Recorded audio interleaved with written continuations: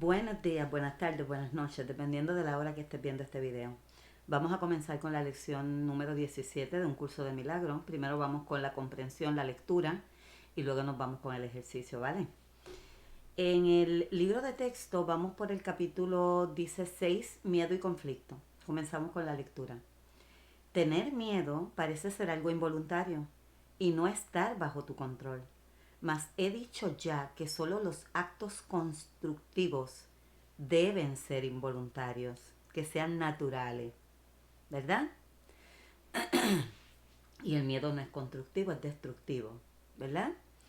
Yo no puedo controlar el miedo, pero este puede ser autocontrolado. Tu miedo me impide darte mi control.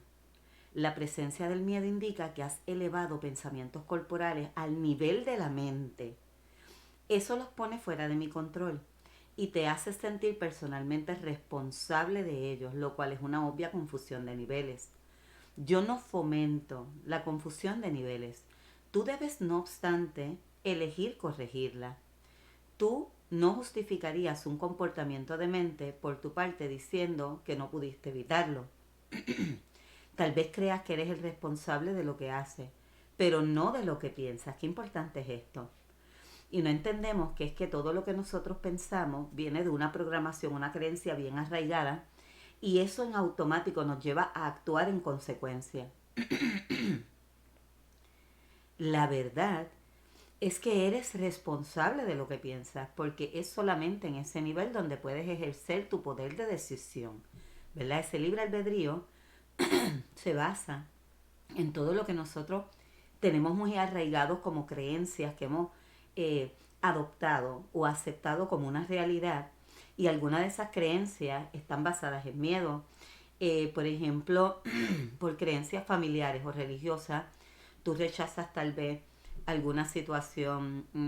Vamos a poner un ejemplo bastante clásico en estos días, el que tú por una creencia religiosa excluya o piense que una persona que tiene una preferencia sexual distinta a la establecida por la sociedad, es algo malo. Por lo tanto, eso te lleva a actuar en consecuencia, a emitir un juicio. Y todas tus acciones están fomentadas por todas aquellas creencias que tú tienes, que las llevas a nivel de pensamiento, y como tu pensamiento es el creador, es el que creas la realidad que tú vives, ¿verdad? Tus acciones son el resultado de tus pensamientos. No puedes separarte de la verdad otorgándole autonomía al comportamiento. No puedes pensar que tú simplemente actuaste porque sí, porque no fue generado por algo. En realidad tu pensamiento es el que siempre está creando, y nuestro trabajo es siempre buscar dentro de nosotros y sanar todas aquellas creencias que nos hacen vibrar en el miedo y en la separación. Lo controlo yo automáticamente tan pronto como pongas tu pensamiento bajo mi dirección. Siempre que tienes miedo es señal inequívoca de que le has permitido a tu mente crear falsamente y de que no me has permitido guiarla. Y recordemos que aquí Jesús siempre habla de dos energías primordiales, que es el amor, donde se crea todo lo que es equilibrado, y el miedo. El miedo crea la ira, el coraje, la frustración, la angustia, el dolor, el duelo, el juicio, ¿verdad? De nada sirve pensar que controlando los resultados de cualquier pensamiento falso se pueda producir una curación, ¿verdad? Cada vez que tienes miedo es porque has tomado una decisión equivocada. Esa es la razón por la que te sientes responsable de ellos. Tienes que cambiar de mentalidad, no de comportamiento. Claro, porque al tú cambiar de mentalidad, tu comportamiento como consecuencia, como es el resultado de tus pensamientos, cambian. Y eso es cuestión de que tú estés dispuesto a hacerlo. No necesitas orientación alguna, excepto a nivel mental. La corrección debe llevarse a cabo únicamente en el nivel en que es posible el cambio. El cambio no tiene ningún sentido en el nivel de los síntomas, donde no pueden producir resultados. El cambio no puede venir a nivel del cuerpo físico si es en base, tú estás trabajando con alguna enfermedad que tu cuerpo físico ya está mostrando. Tú no puedes ir al cuerpo físico y tratar de hacer que el cuerpo físico cambie. Más bien tienes que buscar la manera de cambiar ese patrón, hacer ese cambio tener ese grado de conciencia, evolucionar aquel pensamiento que dio origen al conflicto. Y recordando de que nosotros somos productos de vidas pasadas. Hemos tenido muchos pensamientos que han generado muchas vivencias, que han impactado muchas vidas, incluyendo la nuestra, donde hemos compartido lazos de dolor. Entonces, ese cambio, a veces venimos vidas y vidas trabajando con un asunto nuestro que tenemos que sanar. Y nosotros no podemos pretender que sea el cuerpo o la vivencia lo que desaparezca de por sí, tratando de que esa vivencia, yendo a ese plano.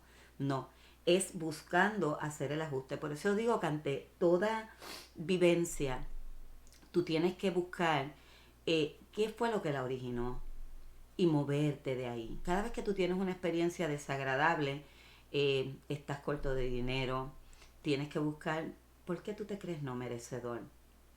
O tal vez qué lazos kármicos tú pudiste haber generado que han producido esa experiencia para que tú sanes ese pensamiento y te muevas en una dirección adecuada.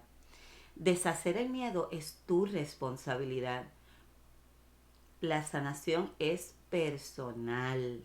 Aquí cuando vienen a terapias de Reiki, en base a los bloqueos, se puede identificar qué es lo que está bloqueando esa energía, si es miedo, si es culpa, si es vergüenza, si son falsas programaciones nocivas, si son emociones no adecuadas, si son cosas que no has expresado, si son apegos, si son falsas percepciones.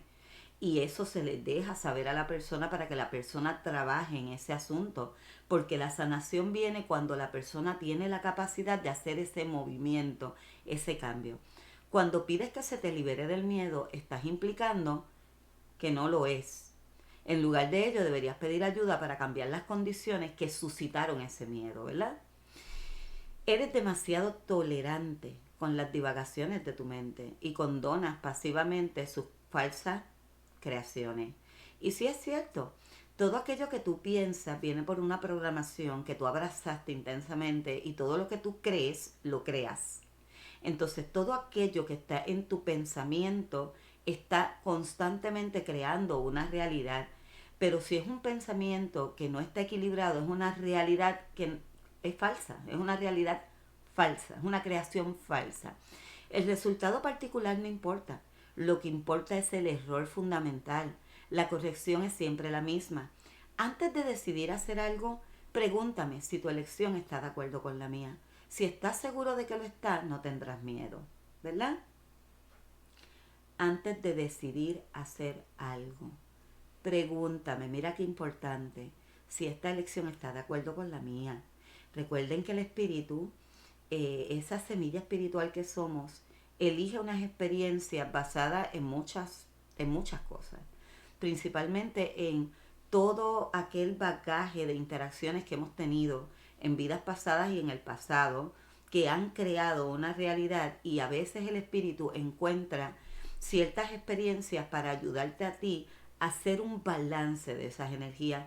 Se le pregunta al espíritu, esto que yo estoy tratando de cambiar, ¿es posible? Cambia tu mente. Primero cambia tu mente. No trates de hacer el ajuste en un nivel que no corresponde. Si estás seguro de que lo estás, no vas a tener miedo. Si tú estás seguro de que sí, de que ya tú comprendiste, de que ya tú aprendiste la lección, tú no vas a tener miedo porque ya tú integraste ese aprendizaje. Por lo tanto, vas a tener la capacidad de moverte en otra dirección.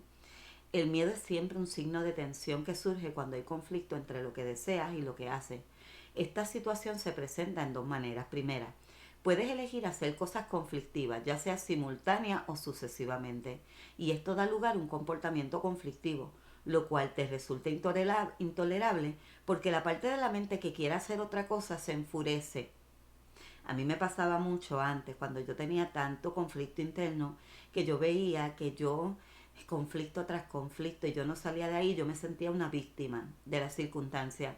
No fue hasta que yo decidí hacer un análisis de mi comportamiento, de mis emociones, de todo lo que yo era, del por qué yo sentía o pensaba así, y moverme en la dirección del amor, perdonando, teniendo compasión, soltando, que la vida no empezó a moverse en otra dirección.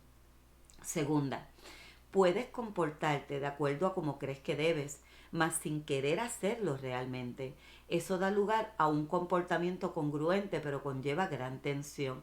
Hay ocasiones que tú dices, no, esto es lo que yo debo hacer, pero realmente eso no es lo que yo quiero hacer.